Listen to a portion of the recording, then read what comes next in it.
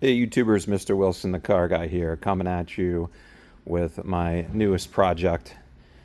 Besides working on cars, I do buy some classics and go through them, restore them, sell them, and haven't been much of a YouTube guy.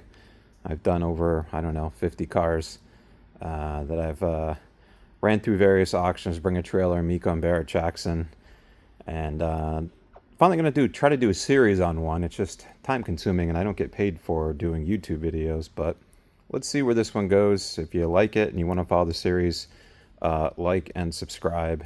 And my plan is to show you this car from video one, which is today, through its series of being fixed up, and I believe its final destination is going to be Mecum auction. So anyhow, this is a 81 Corvette with 61,000 miles on it. It's pretty much a one-owner vehicle. The previous owner has passed. He was a friend of mine, and his wife sold me the car in hopes that I would get it back and running and able for somebody to use again. And that's my plan. It's not a bad car. It's got a pretty solid body. The paint is really chalked up on it. It's been sitting outside towards the end of its life. I believe it hasn't been on the road since 2008. And we're in May 2025 right now. And I believe that oil filter has an '08 date stamp on it. So it's been sitting, but three tries of starting fluid, and I got it running with a fresh battery. Had no power steering, right rear calipers locked up. The transmission fluid level is low enough to where it was kind of juddering forward as I raised the RPMs, so it would, could get the fluid to push through the valve body. But the fluid looks clean and good, and there's a lot of maintenance items done to this car. So starting to pull it apart, and the hood cable was broken. I guess this is a common failure here, is the right side hood cable. And these cars, if the hood cable breaks, it's difficult, especially for the left side cable, if that breaks going down in to get to that. My left side cable was good. Then you got to lift the corner of the hood up and grab this and pull forward to get that other side off. And that's one of the reasons why it sat for a while, is I don't think he was in a condition to deal with that. So I ordered this cable. The Mises have been in here, but luckily they didn't seem to attack any of the wiring. Car runs really good. Engine's quiet.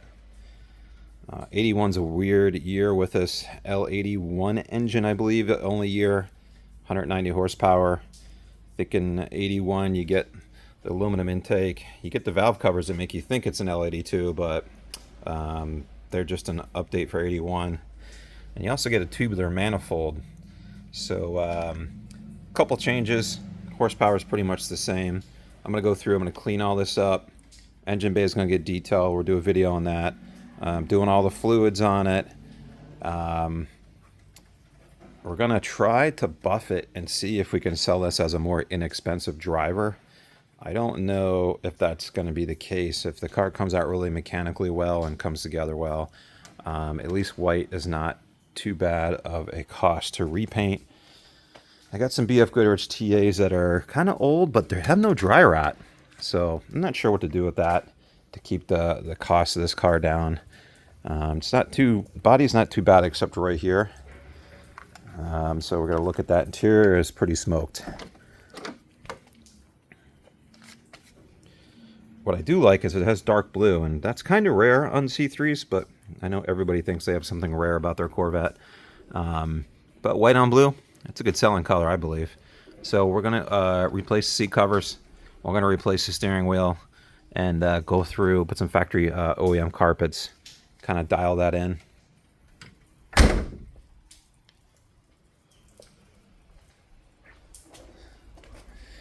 It's got some custom exhaust on here with no mufflers, running straight pipes. It's actually pretty darn quiet too for that. It's that nice restrictive catalytic converter in the middle. I would have dumped that before I dumped the mufflers.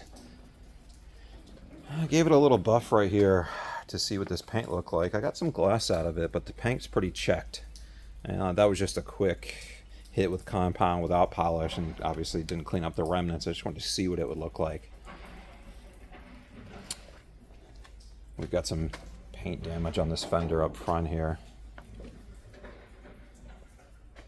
What I like is it looks like it's all stock. Nothing's really been modified. A lot of these cars have been, all the air pumps are removed and all the vacuum lines are all screwed up, and this looks pretty good as far as me being able to put it back to stock and running good.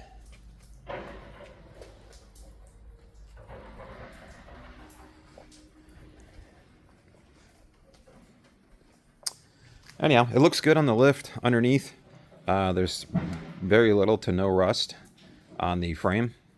Same with fluids pouring out the bottom. There's very little of that. So I'm going to do another video with an underside shot and another video with it running. So I'm going to do a little mini series with this and try to become a wannabe professional YouTuber. Actually, I don't know if I want to be professional, but I like cars, so I like people who like cars. And I'm not a C3 expert, so throughout this video, if I make a misstep, don't feel free to correct me or throw some info out there. But to follow it, please like and subscribe, and that way you can get updates on the whole series of this car, from where it is now to clean up, little mini restoration, some driving videos, and then the auction video of it. So you get to follow the car from now until the end, and hopefully it'll be interesting, and hopefully I don't do a terrible job at making videos.